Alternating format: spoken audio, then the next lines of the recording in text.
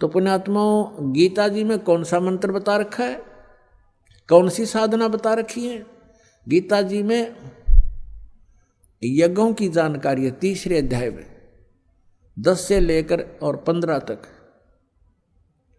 कि तुम यज्ञ करो, धार्मिक अनुष्ठान करो, लेकिन उस परम अक्षर ब्रह्म को इष्ट मानकर, उसी को पूज्य मानकर, जैसे पौधे की जड़ में सिंचाई करने से पौधा बड़ा हो जाता, फल बन जाता है। और यदि किसी ने पौधा उल्टा लगा रखा हो, टहनियों को गमले में डाल रखा है और उसमें सिंचाई करा है, तो शास्त्र वो उसके प्रोसेस गलत है, उसका वो प्रोसीजर गलत है, उसकी विधि गलत है। उसको जड़ की तरफ पौधे को लगाना पड़ेगा, जड़ की सिंचाई करनी पड़ेगी, और फिर जड़ उस मूल में जल सिंचाई डाल करने से तो पौधा बड़ा होगा और फिर टहनियों के फल लगेंगे। तो यज्ञ 5 यज्ञ करनी है, वैसे तो 5 यज्ञ। और गीता जी में केवल एक ओम नाम लिखा है। गीता जी अध्याय नंबर 8 के श्लोक नंबर 13 में कहा है, गीता ज्ञानदाता ये ब्रह्म है, सर्वपुरुष है, जो श्री ब्रह्मा, श्री विष्णु, श्री शिव जी का पिता है, और ये 21 ब्रह्मांड का स्वामी है। ब्रह्मा विष्णु महेश एक ब्रह्मांड में केवल एक विभाग के एक मंत्री हैं। रजगुण विभाग के ब्रह्मा जी, सतगुण विभाग के विष्णु जी, तमगुण विभाग के शिव जी। ये एक ब्रह्मांड में विभागीय मंत्री हैं, और इनका पिता एक ब्रह्मांड में मुख्यमंत्री है। और परम अक्षर ब्रह्म समझ लो, असंख्य ब्रह्मांड के ऊपर ओवरऑल कंट्रोलर, कुल मालिक वो वासुदेव है। वासुदेव का अर्थ है सबके ऊपर जिसकी सत्ता हो, जो सबके ऊपर निवास करता है, यानी सबके ऊपर वो कंट्रोलर है, उसको वासुदेव बोलते हैं। तो वासुदेव श्री कृष्ण जी के पिताजी का नाम वासुदेव था, और वो वेदों में लिखे हुए भगवान की उपमा के से ही नाम सेलेक्ट करके गुरु लोग अपने जो अनुयायियों के, यजमानों के वह नाम रख दिया करते थे। लेकिन श्री कृष्ण वाज नॉट वासुदेव, श्री कृष्ण वासुदेव नहीं था। वासुदेव का अर्थ तो बहुत गहरा होता है। जैसे गीता जी अध्याय नंबर 7 के श्लोक नंबर 19 में कहा है कि बहुनाम जन्मानाम अंते ज्ञानवान माम प्रपद्यते।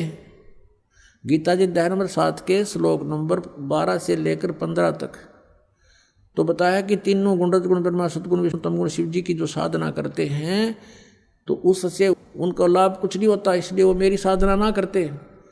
गीता जी उसमें लिखा कि तीनों गुणों के द्वारा, रजगुण ब्रह्मा, सतगुण विष्णु, तमगुण शिव जी के रूपी त्रिगुण माया के द्वारा जिनका ज्ञान हरा जा चुका है, वो राक्षस स्वभाव को धारण किए हुए मनुष्यों में नीच दूषित कर्म करने वाले मूर्ख मुझे नहीं बचते। गीता ज्ञानदाता कह रहा है, अपनी साधना बताता है 7वें अध्याय के 16, 17 और 18 में 3 श्लोकों में, कि मेरे भी 4 प्रकार के मेरी साधना करते हैं, अर्थार्थी, आरत, जिज्ञासु और ज्ञानी। इनमें से ज्ञानी मुझे पसंद है, क्योंकि इसने समझ लिया भगवान पाने के लिए हमने केवल सत साधना करनी होगी, और मनुष्य जीवन केवल परमात्मा प्राप्ति के लिए ही प्राप्त हुआ है।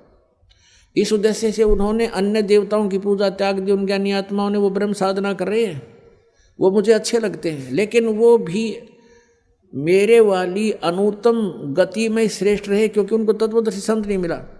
उनको वासुदेव का पता नहीं चला। वासुदेव कौन है? वो समर्थ शक्ति कौन है? समर्थ का शरणा गहो रंगोरी हो, कदे ना हो अकाज राम रंगोरी हो। श्रीमद् भगवद गीता अध्याय नंबर 18 के श्लोक नंबर 62 में कहा है कि अर्जुन तू सर्वभाव से उस परमेश्वर की शरण में जा, उसकी कृपा से ही तू परम शांति को और सनातन परम धाम को प्राप्त होगा। तो वो उस संत की साधना तत्वदर्शी संत से मिलेगी, वो मिले नहीं, जिस कारण से वो ऋषि जन, वो ज्ञानी आत्मा ब्रह्म साधना पर ही लगे रहे और ब्रह्म को सुप्रीम पावर मान लिया। इसलिए कहता है कि वो ज्ञानी आत्मा है तो उदार, लेकिन मेरे वाली घटिया साधना में ही लीन रहे। क्यों? अब 7वें अध्याय के 19वें श्लोक में कहा है कि बहुनाम जन्मानाम अंते ज्ञानवान माम प्रपद्यते। बहुत बहुत के किसी अंत के जन्म में ये ज्ञानी आत्मा मेरी भक्ति यानी ब्रह्म साधना करते हैं। नहीं तो आन उपासना में ही, जैसे किसी का जन्म हो गया मुसलमान धर्म में, वो अपनी ओर पूजा करे और न ब्रह्म का बेरा है को नहीं। किसी का जन्म हो गया ईसाई धर्म में, वो कुछ और ही साधना करे, उनको भी पता नहीं। और जिनका जन्म हो गया हिंदू धर्म में, वो अपने हिसाब से और नीचे सतर की साधना में लगे, ब्रह्म तक बुद्धि उठती ही नहीं। कहते हैं बहुनाम जन्मानाम अन्ते, गीता ज्ञानदाता कहता है ज्ञानवान माम प्रपते, वो ज्ञानी आत्मा मुझ ब्रह्म की भक्ति करता है। और वासुदेव सर्वमिति सर्वात्मा सुदुर्लभ है, ये बताने वाला संत बहुत ही दुर्लभ है कि वासुदेव ही सब कुछ है।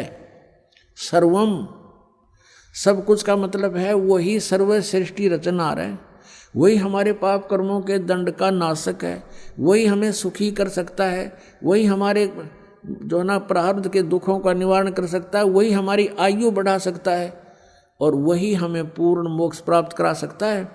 उसकी शरण में जाने के बाद फिर लौटकर प्राणी कभी संसार में नहीं आते और उसकी शरण में जाने से परम शांति और सनातन परम धाम प्राप्त होता है। कहते ये बताने वाला संत साधु महात्मा सुदुर्लभ है, यानी अति दुर्लभ है, घना दुर्लभ है। और यही सूक्ष्म वेद में कहा है